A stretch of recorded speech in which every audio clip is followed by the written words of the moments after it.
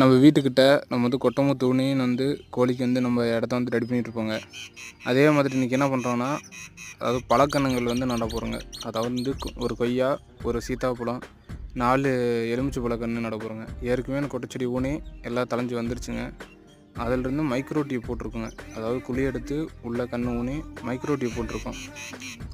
ஏன் micro tube போட்டிருக்கோம்? டேரெக்டாக அதுக்கு தனியாக டியூப் இல்லைனா தனியாக ஒவ்வொன்றுக்கும் கேட் வச்சு போட்டோம்னா ப்ரெஷர் அதிகமாகுங்க. தண்ணி சீக்கிரம் நம்பிடும். நம்ம கரெக்டாக அடைச்சிட்டு போட்டாலும் நம்ம அது மடியும் யூஸ் பண்ண முடியாது. அதனால் அப்படியே சொட்டு நீர்லேருந்து வர இடத்துலையே மைக்ரோ டியூப் போட்டு தனித்தனியாக விட்டோம்னா தண்ணி ஓடுற ஒரு அரை மணி நேரம் ஓடிச்சுன்னா அரை மணி நேரத்துக்குள்ளே அந்த குழிவு நம்பிடுங்க.